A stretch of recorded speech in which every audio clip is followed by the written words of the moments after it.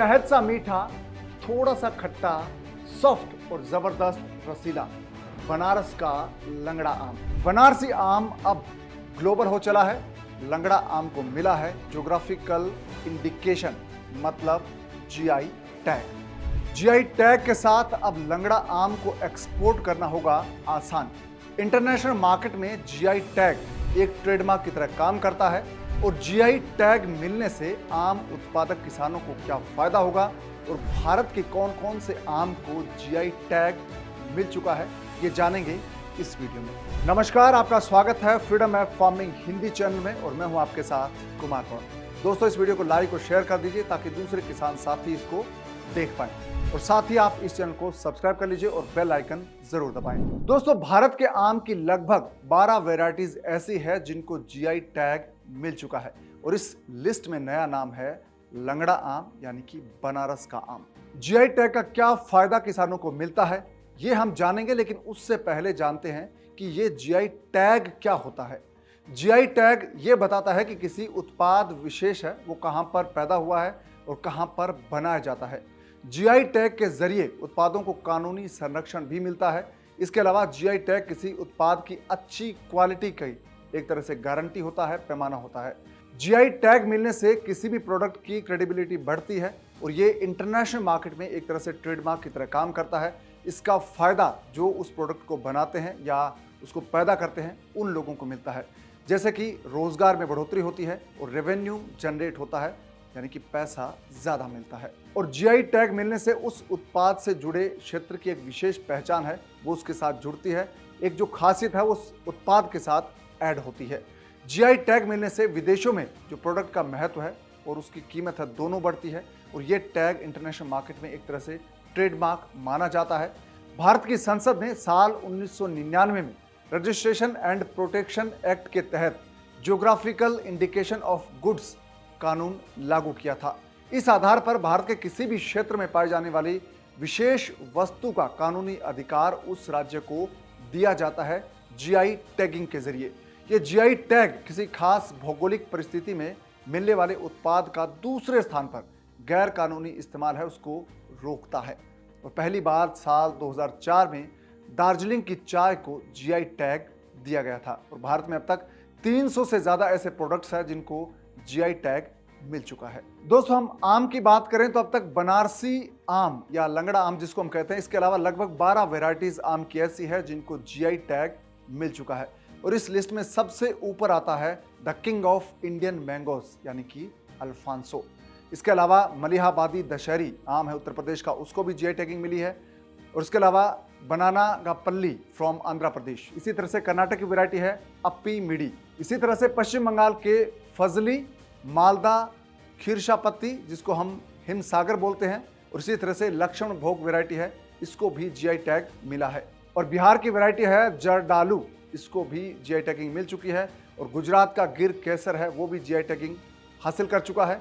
इसी तरह से कुछ और वैरायटी है जिनका हम जिक्र करें तो उनको भी जीआई टैगिंग मिली है। केरल की वैरायटी इड्यूर चिल्ली और कुटियातूर मैंगो है, इसको भी जीआई टैगिंग मिली है। तो जीआई टैगिंग मिलने से विदेशों में भारतीय आम की डिमांड है वो ज़्यादा हुई है, ये स्टडीज़ बताती है पिछले कई सालों की। और जब विदेशों में ज़्यादा डिमांड होती है तो प्राइस भी बढ़ जाती है मैंगो की, और जो किसान जो मैंगो का उत्पादन करते हैं उनको भी इसका फ़ायदा होता है, उनको अच्छे दाम मिलते हैं। अल्फांसो आम को मिले जीआई टैग के बाद की रिपोर्ट्स हम माने, उनकी स्टडीज़ को देखें तो किसानों को 20 से 30% ज़्यादा दाम मिलने लगे हैं। तो जीआई टैगिंग का जो सीधा फायदा है वो किसानों को मिलता है। दोस्तों, भारत के आम है वो विदेशों में बहुत पॉपुलर है, ज़बरदस्त डिमांड है। साल 2022 की बात करें तो 2022 में लगभग 28,000 मैट्रिक टन आम एक्सपोर्ट किया गया था। और किन देशों में भेजा गया, उनमें इंग्लैंड सबसे ऊपर आता है, इसके बाद Qatar, Oman, Kuwait, Nepal, Singapore, Canada, Bahrain और सऊदी अरेबिया। ये वो देश है जहां पर भारतीय आम को बड़े पैमाने पर भेजा गया और वहां पर उसका अच्छा एक्सपोर्ट रहा था। अगर आप बनारस के किसान हैं, उत्तर प्रदेश के किसान हैं, अगर आप आम उगाते हैं या आप भारत के कहीं के भी किसान हैं, आम उगाते हैं, तो आप अपने आम को विदेश में भेज सकते हैं, एक्सपोर्ट कर सकते हैं। इसके लिए आपको एक चीज़ करनी है, आपको एफपीओ बनाना है। एफपीओ मतलब है किसान कंपनी, यानी कि फार्मर प्रोड्यूसर ऑर्गेनाइजेशन, जो किसान उत्पादन संगठन है वो आपको बनाना है। आप कई किसान मिलकर जब एफपीओ बनाएंगे तो अपने प्रोडक्ट को बड़ी आसानी से विदेशों में भेज सकते हैं। इससे आपको सब्सिडी समेत कई दूसरे जो बेनिफिट्स है वो भी एफपीओ के साथ मिलेंगे। एफपीओ कैसे बनता है, इसके क्या फायदे हैं, ये जानने के लिए आप एक डिटेल वीडियो है वो देख सकते हैं। इस वीडियो के डिस्क्रिप्शन में लिंक दिया है, उस पर आप क्लिक करेंगे तो आपको वो वीडियो मिल जाएगा। अगर आप आम को एक्सपोर्ट करने का बिजनेस शुरू करना चाहते हैं तो भी आप शुरू कर सकते हैं, इसमें बड़ा प्रॉफिट है और आप खुद की कंपनी बनाकर बिजनेस शुरू कर सकते हैं। और खुद की कंपनी बनाने के लिए आपको मिनिस्ट्री ऑफ कॉमर्स यानी कि वाणिज्य मंत्रालय में खुद का रजिस्ट्रेशन करवाना होगा अपनी कंपनी का। और रजिस्ट्रेशन करवाने के लिए आपको director general of foreign trade DGFT से एक यूनिक 10 डिजिट का IEC कोड नंबर है वो लेना होगा। और रजिस्ट्रेशन के बाद एक्सपोर्ट प्रमोशन काउंसिल EPC और कमोडिटी बोर्ड से मैंगो दूसरे देशों में भेजने की परमिशन आपको मिल जाएगी। और परमिशन मिलने के बाद आपको विदेशों में ग्राहक तलाशने होंगे, जो आपका काम है वो आपको शुरू करना होगा। और शुरुआत में आप उन लोगों की मदद ले सकते हैं जो पहले से आम को एक्सपोर्ट कर रहे हैं, उनके साथ मिलकर आप काम सीख सकते हैं, उनकी हेल्प से आप वहां पर ग्राहक तलाश सकते हैं। इसके अलावा आप इंटरनेट और सोशल मीडिया के जरिए भी अपने आम के लिए विदेशों में ग्राहक ढूंढ सकते हैं, तलाश सकते हैं। और आम को कैसे एक्सपोर्ट किया जाता है, एक्सपोर्ट बिजनेस कैसे होता है, इसके लिए क्या क्या चीज़ें चाहिए, तमाम चीज़ें अगर आप जानना चाहते हैं, सीखना चाहते हैं तो आपको एक पूरा डिटेल वीडियो है वो आप देख सकते हैं। उसका भी लिंक इस वीडियो के डिस्क्रिप्शन में दिया हुआ है, उस पर आप क्लिक करेंगे तो आपको वो पूरा वीडियो मिल जाएगा। उसमें आप डिटेल तरीके से सीख जाएंगे कौन कौन से डॉक्यूमेंट्स आपको चाहिए एक्सपोर्ट करने के लिए, अपना आम विदेश में भेजने के लिए। दोस्तों, ये तो बात हुई आम की। GI टैगिंग के बाद भारत के आम की बहुत डिमांड विदेशों में हुई है। अब नया जो टैग मिला है वो मिला है बनारस के लंगड़ा आम को। इसे लंगड़ा आम के किसान उत्पादक हैं उनको भी इसका फायदा मिलेगा। और जो हमारे दूसरे किसान साथी हैं, अगर वो ऑर्गेनिक खेती करें तो उनका प्रॉफिट है वो बढ़ सकता है, डबल हो सकता है। और ऑर्गेनिक फार्मिंग अगर आप सीखना चाहते हैं तो आपको डाउनलोड कर लेना चाहिए फ्रीडम ऐप। फ्रीडम ऐप पर एक पूरा कोर्स है ऑर्गेनिक फार्मिंग को लेकर। उस कोर्स को आप देखेंगे, सिर्फ 599 रुपये में आपको वो कोर्स मिल जाएगा।